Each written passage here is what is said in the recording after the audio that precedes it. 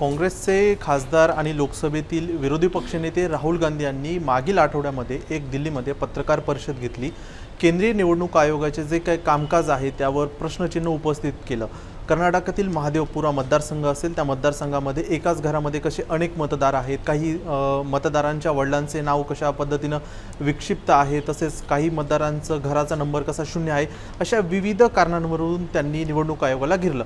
आता या सर्व आरोपानंतर देशभरामध्ये एक वादंग निर्माण झालं होतं आणि या धर्तीवरती केंद्रीय निवडणूक आयोगाचे जे मुख्य आयुक्त आहेत ज्ञानेश कुमार यांनी काल दिल्लीमध्ये एक पत्रकार परिषद घेतली आणि त्यांनी राहुल गांधींच्या सर्व आरोपांना उत्तर दिलं। ज्ञानेश कुमार यांनी राहुल गांधींच्या आरोपावरती उत्तर देताना त्यांनी असं म्हटलेलं आहे की राहुल गांधींनी 7 दिवसांमध्ये प्रतिज्ञापत्र सादर करावं, अन्यथा नाहीतर निवडणूक आयोगाची आणि देशाची माफी मागावी असं त्यांनी म्हटलेलं आहे। तसेच राहुल गांधी यांनी जे डिजिटल डेटा मागितला होता आणि तसेच CCTV फुटेज मागितलं होतं महाराष्ट्रातील महाराष्ट्रातील असेल किंवा अन्य ठिकाणचं, तर ते सर्व CCTV फुटेज देण्यासाठी महिलांची गोपनीयता भंग होती असं देखील ज्ञानेश कुमार यांनी म्हटलेलं आहे। त्यानंतर निवडणूक आयोगाच्या प्रेस कॉन्फरन्स नंतर आज विरोधी पक्षांनी एक संयुक्त पत्रकार परिषद घेतली आहे। त्यामध्ये काँग्रेसचे खासदार गौरव गोगोई असतील, तृणमूल काँग्रेसच्या खासदार महुआ मोइत्रा असतील, महाराष्ट्रातील शिवसेना उद्धव ठाकरे पक्षाचे खासदार अरविंद सावंत असतील, या अनेक आणि अन्य काही खासदार असतील, या सर्व खासदारांनी एकत्रित पत्रकार परिषद घेतली आणि निवडणूक आयोगानं जी काल पत्रकार परिषद घेतली होती त्यावरती आज त्यांनी एक काही प्रतिप्रश्न देखील उपस्थित केलेले आहेत। त्यामध्ये जर आपण पाहिलं तर गौरव गोगोई जे आहे काँग्रेसचे खासदार, त्यांनी काही प्रश्न उपस्थित केलेले आहेत। आपली लोकशाही हा मतदानाचा अधिकारावरती जिवंत आहे, विरोधी पक्षांच्या प्रश्नाचे उत्तर निवडणूक आयोगाने दिलेलं नाही। म्हणजे राहुल गांधींनी जी काही पत्रकार परिषद घेऊन निवडणूक आयोगाला जे काही सवाल केले होते, प्रश्न उपस्थित केले होते, त्यावर काल राहुल गांधींच्या आरोपावरती ज्ञानेश कुमार यांनी जी काही प्रेस घेतली त्यामध्ये त्यांनी राहुल गांधींच्या आरोपांचं उत्तर दिलेलं नाही असं गौरव गोगोई यांनी म्हटलेलं आहे। तसेच निवडणूक आयोग हा आपल्या जबाबदारीमधून पळ काढत आहे देखील असं गौरव गोगोई यांनी म्हटलेलं आहे। सुप्रीम कोर्टाच्या आदेशानंतरही निवडणूक आयोग आपलं योग्य रीतीनं काम करत नाही असं देखील त्यांनी म्हटलेलं आहे। कालच्या प्रेसमध्ये त्यांनी जे ज्ञानेश कुमार आहेत मुख्य निवडणूक आयुक्त, त्यांनी राहुल गांधींनी जे काही प्रश्न उपस्थित केले आहेत त्यावर उत्तर देण्याऐवजी त्यांनी विरोधी जे पक्ष आहेत त्यांनाच ते टार्गेट करत होते, त्यांना सवाल उपस्थित करत होते आणि माफी मागण्यासाठी प्रवृत्त करत होते, अशा पद्धतीचं त्यांचं गौरव गोगोई यांचं म्हणणं आहे। तसेच सर, ही जी काय बिहारमध्ये प्रक्रिया राबवली जात आहे, येत्या 4 महिन्यावर बिहारची निवडणूक आहे विधानसभेची, त्याच्या पूर्वसंध्येला ही सर जी काय प्रक्रिया राबवली जात आहे ती इतक्या घाईघाईमध्ये का केली जात आहे असं देखील गौरव गोगोई यांनी म्हटलेलं आहे। तसेच महाराष्ट्रामध्ये जी विधानसभा निवडणूक झाली त्याच्या पूर्वसंध्येला लोकसभा निवडणूक झाली, ह्या 4 महिन्यांच्या काळामध्ये 70 लाख मतदार अधिकचे कसं काय वाढले असं देखील गौरव गोगोई यांनी म्हटलेलं आहे। आणि राहुल गांधींनी महादेवपुरा मतदारसंघातील जे काही डुप्लिकेट वोटर्स आहेत, ते मतदार आहेत, हे सर्व सांगितले होतं, प्रेसमध्ये पुराव्यानिशी सांगितलं, उघड केलं, त्यावर निवडणूक आयोग काहीही बोललेलं नाही असं देखील गौरव गोगोई यांनी म्हटलेलं आहे। त्यानंतर जी काही निवडणूक आयोगानं राहुल गांधींच्या प्रेस नोट जाहीर केली होती, त्या प्रेस नोट देशानं नाकारली, त्याच्यामुळे तर काल ज्ञानेश कुमार मुख्य निवडणूक आयुक्त यांना प्रेस कॉन्फरन्स घेण्याची वेळ आलेली आहे असं देखील गौरव गोगोई यांनी म्हटलेलं आहे। आता मोठ्या मोठ्या गोष्टी बोलून राजकीय पक्षांना निवडणूक आयोग घाबरू शकत नाही आणि सर्व प्रकरणावर योग्य चर्चा व्हायला हवी असं गौरव गोगोई यांनी सांगितलं आहे।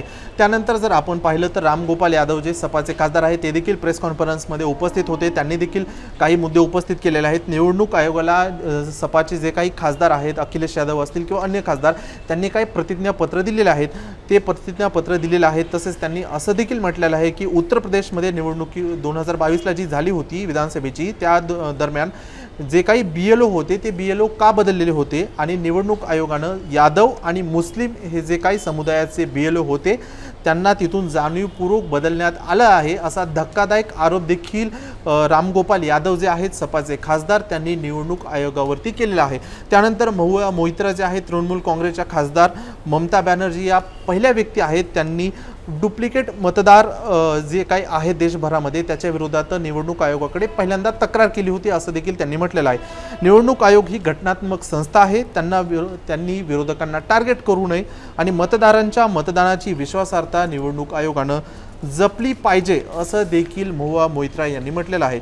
आता जर आपण पाहिलं तर शिवसेना उद्धव ठाकरे पक्षाचे जे खासदार आहेत अरविंद सावंत हे देखील या प्रेसमध्ये होते. त्यांनी असं म्हटलेलं आहे, या निवडणूक आयोगाचा सर्वात जास्त फटका कोणाला बसला असेल तर शिवसेना उद्धव बाळासाहेब ठाकरे आमच्या या पक्षाला बसलेला आहे असं अरविंद सावंत यांनी म्हटलेलं आहे. निवडणूक आयोगाची प्रेस पाहिल्यानंतर असं समजतं की निवडणूक आयोगाची प्रेस होतं की भारतीय जनता पक्षाच्या एखाद्या प्रवक्त्याची प्रेस होतं असं देखील अरविंद सावंत यांनी म्हटलेलं आहे.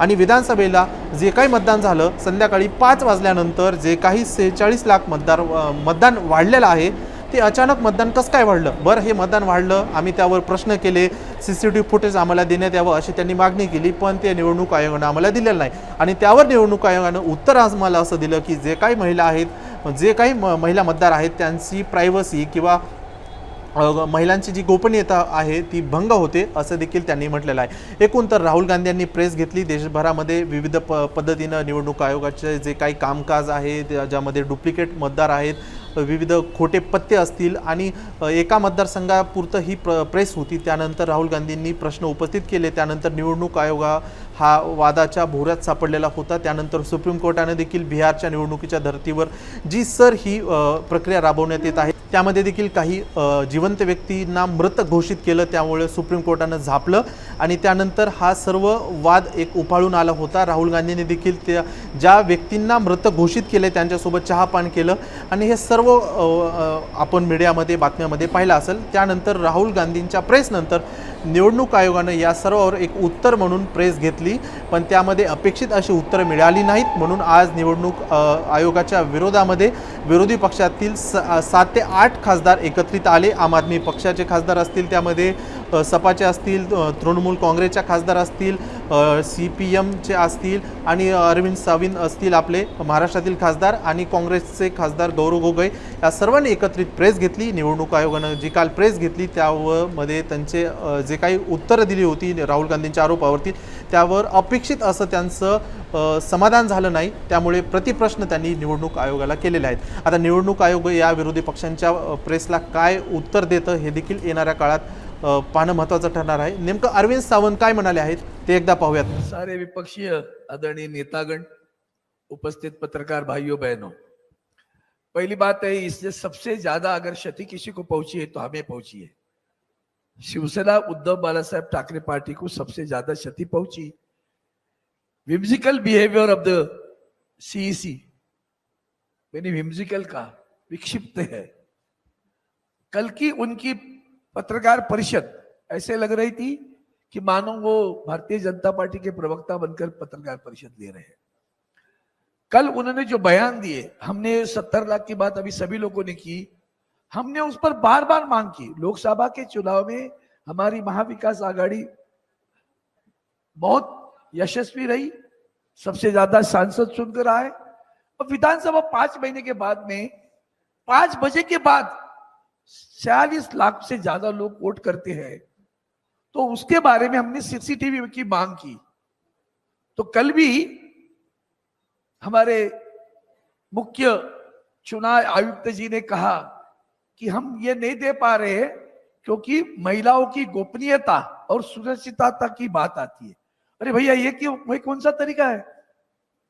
चुनाव वोटिंग के लिए महिलाएं हो पुरुष हो सब लाइन में खड़े हैं ना, कतार में, उसमें कौन सी गोपनीयता आती है?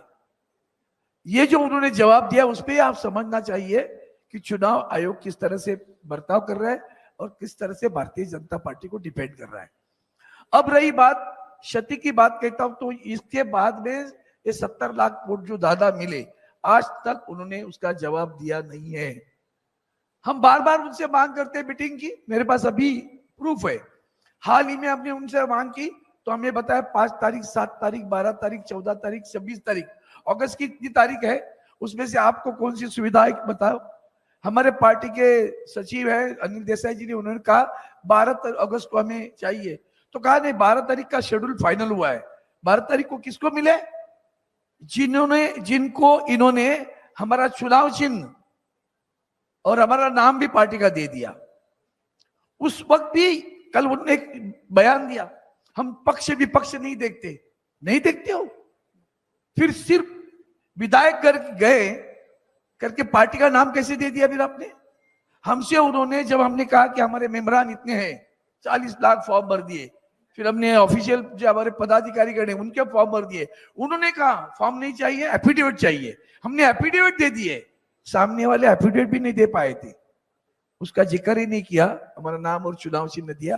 अब पक्ष विपक्ष नहीं देखते हो, फिर क्या देखते हो? वही तो देखकर तो किया है, किसके इशारे पर किया है, और आज भी किसके इशारे पर उन्होंने कल पत्रकार परिषद ली, जबकि सुप्रीम कोर्ट में 2 दिन के बाद सुनवाई है, ये पत्रकार परिषद ले रहे हैं। इससे आप समझ सकते हो कि देश के संविधान को ठेस है। देश के, अभी हमारे मनोज जानी हमारे किताब बताई, हमारे संविधान बताया, जिस संविधान ने हमें वोट का हक दिया है वही छीनने की बात है। हमारे यहाँ तो ऐसे ही, मतलब शिरडी के एक मतदाताओं की वीडियो क्लिपिंग दे दी, और वीडियो क्लिपिंग में एक लड़की वोटिंग करके आई थी, उससे पूछा आपका नाम क्या है, उन्होंने अपना नाम बताया, बोला आप कहाँ से हो, तो अन्य राज्य में थे। यहाँ कैसे हूं, मैं कॉलेज में पढ़ती हूँ। कौन से कॉलेज में पढ़ती हूँ, नाम नहीं बताने आया, गई निकल के। ये वीडियो क्लिपिंग ही दे दी इलेक्शन कमीशन को। देखो कैसे चुनाव में कैसे गलत वोटिंग हो रही है, कैसे झूठे नाम है, कैसे बोगस नाम है। ये चुनाव आयोग जब चुनाव घोषित होता है उसके पूर्व 10 दिन तक लोगों को रजिस्ट्री कराने लगाती है। अब कहते हैं कि अगर आपको ऑब्जेक्शन लेने तो फॉर्म नंबर 7 भर दो। कब भरेंगे? चुनाव शुरू हुआ, प्रोसेस शुरू हुई, काम शुरू हुआ, वहां तो किसकी किसकी रजिस्ट्री हुई किसी को पता नहीं है। ये इसी तरह से बोगस वोटिंग रजिस्ट्री करवा लेते हैं, और बिहार और बंगाल में उनका जो दिमाग में जो है ना, वो उसी की कार्रवाई है। मृत घोषित मृत व्यक्ति बताकर जिंदे व्यक्ति का नाम निकाल दिया आपने। एक महीने अंजुम करके कोई पत्रकार है, उन्होंने बताया था, एक महिला से उन्होंने इंटरव्यू लिया, फिर महिला बता रही है मैंने बताया मुझे फॉर्म दे दिया। आप बार बार पोर्टल की बात करते हो, गंवार लोग है भैया, मोबाइल नहीं है हाथ में, तुम्हारा नेटवर्क नहीं मिलता, कहां से पोर्टल पे जाके ढूंढेगी मेरा नाम आया कि नहीं आया।